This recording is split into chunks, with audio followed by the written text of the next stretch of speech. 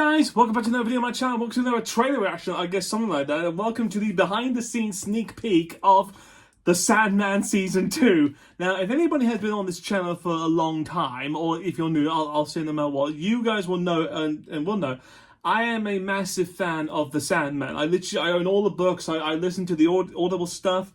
I have been a massive fan of the fact that, like, you know, the Sandman as a TV show was going to happen no matter what. You know, like anything to do with this world, the insane characters, the whole Neil Gaiman vibe. Loved it so much. I watched all the trailers and everything to it on this. I reacted to like the casting. I even managed to have, like, I'll show here, Mason Alexander Park, literally Desire from The Endless, comment on one of my earlier videos, you know, saying that they liked it. So I was absolutely thrilled the fact that, like, you know, that the show came out, that we're getting a season 2. I have a good idea what this is going to be, what the plot will be, but I'm waiting to see what they'll do, you know? So I'll stop and pause this just to let you guys know, like, how my feelings and reactions is. But, like, I'm not expecting a lot.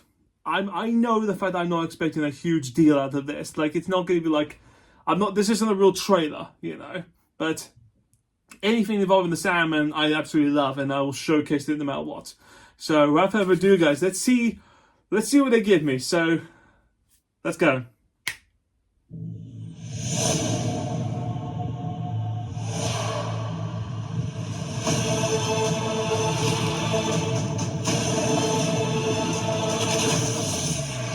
There you are, my boy. We are on set of the Sandman Season 2. At the start of Season 2, Dream is in the place of rebuilding. He's determined to sort of go back and account for his behavior in the past. The consequences of which are enormous. The Sandman itself as a comic book is a sort of anthology that has a core narrative. I knew it. They're doing Season of the Mists. Like, that's the next main story, as far as I know. Like, that's book number 4. So that's like that. Oh my god, I knew they were gonna do it. Yeah, because they saw like the next big story of, you know, of the Sandman. I won't spoil a lot of it, but it basically involves, like, you know, Morpheus returning to hell, and something that Lucifer does causes an entire mess of things that Morpheus then has to deal with. I love the fact that they're doing this story now. Hang on, let's keep on going. At its center, our show really is about the story of Dream, and so every decision that we've made story-wise in Season 2 has been to follow Dream's story through Sandman. Now we know who Dream is and the world he exists within, it's possible to open up, and Season 2 definitely does that. We have entirely new casts, entirely new worlds, and historical periods that we're exploring. And there are a lot of new characters in Season 2. We are introducing the rest of the Endless family to fit into our little existing... Look at them! Look at all of them, the Endless! Not all of them, basically the ones I've got. So you're still not showing me, Despair, Desire, Dream, and Death. You still haven't given me Destiny, because I know Destiny's in Season, and Delirium, and the Prodigal. Like, I wonder if he's going to be in this. I imagine he would. It'd be weird if you didn't show him, you know?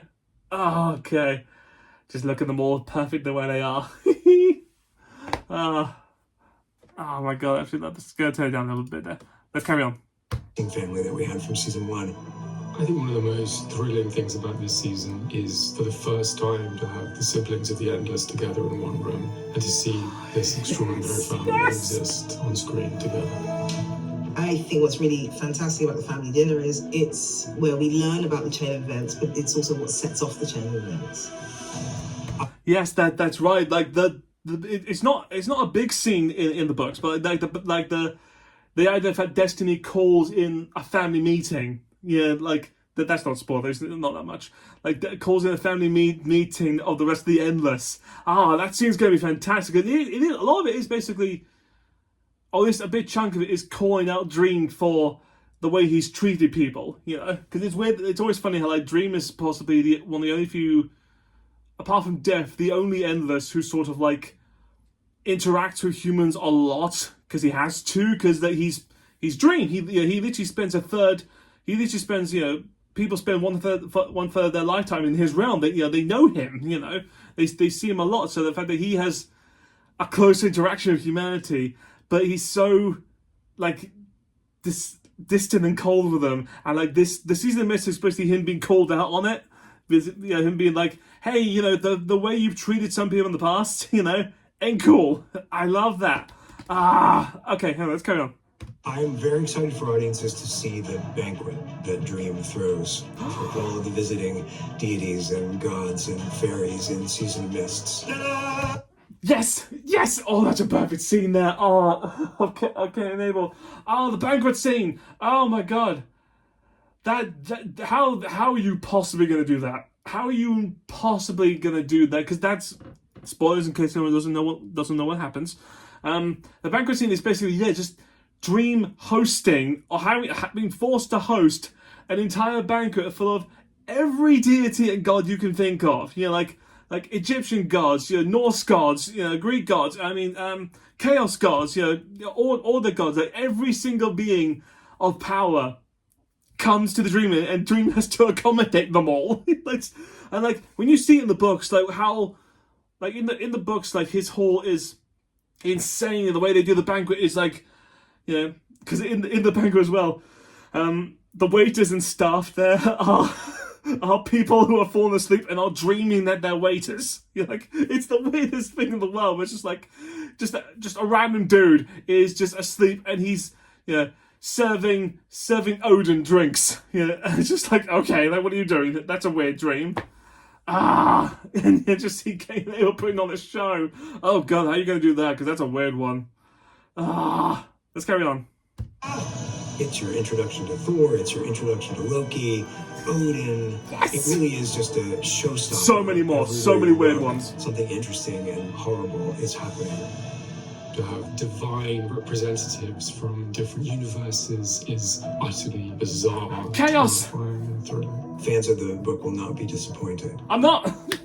Hopefully. I think Sandman is made by fans of Sandman, and it's a sight to behold. It is even more beautiful than it was in Season 1. Thrillingly, we offer so many different things and ideas and images and stories. Yes, we all work together the authors to craft a collective vision of what Sandman can be based on the comic which we all love. And action. Our first protocol is like, how can we do this as practical as possible so it feels really tangible and real? The sets are spectacular, the costumes are spectacular, the props are spectacular. The key of hell! Fantastic.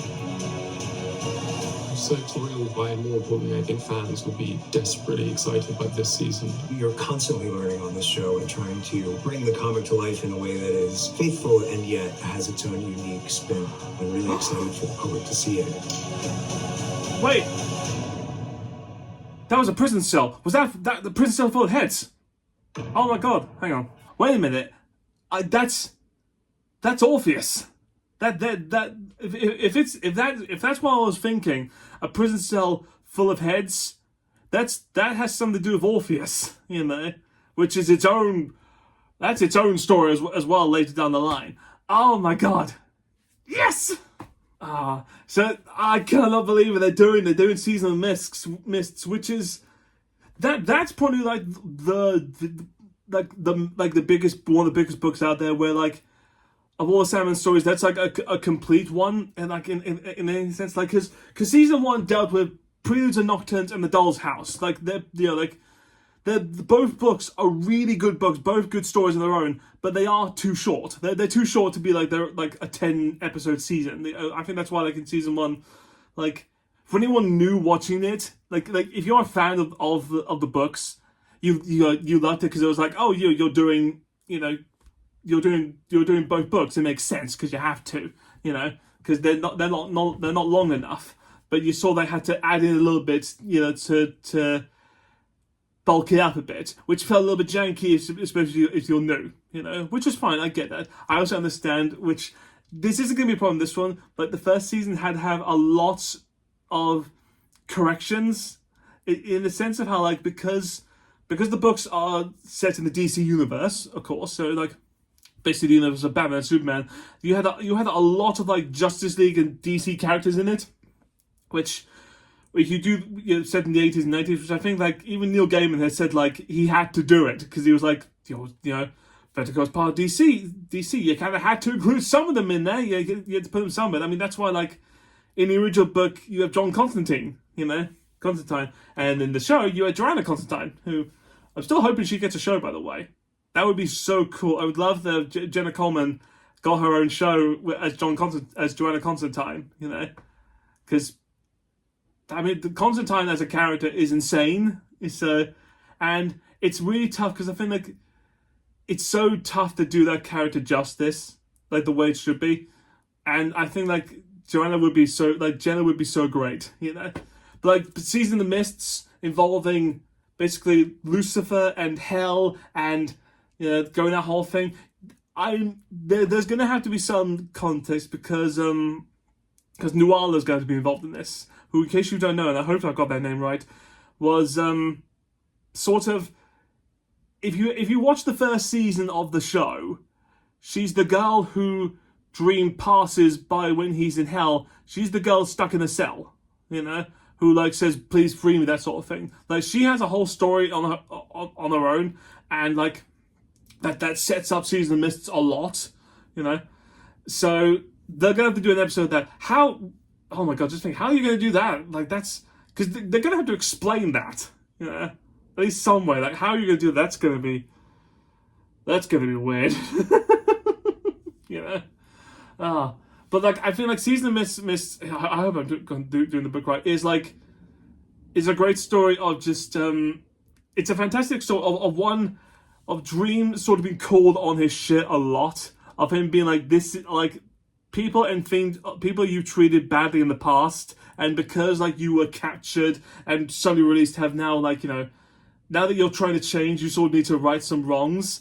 But also, too, especially with the banquet and a lot of the offerings that a lot of gods have to do, it does show his power, which I do love about the book. It shows that Dream has to keep a cool head.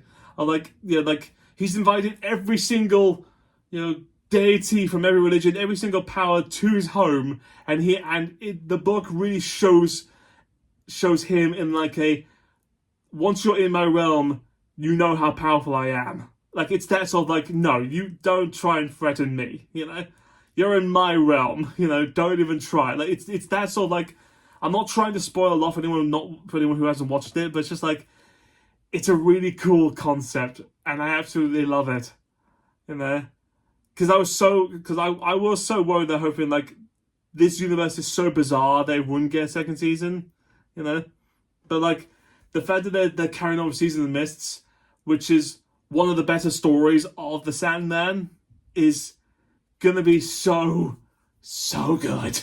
I cannot wait for a trailer to come out. I absolutely am gonna so wait for this.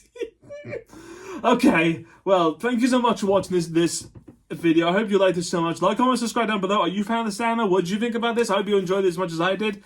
And as always, guys, I'll see you guys next time with a brand new video, brand new reaction. So, till then, guys, bye.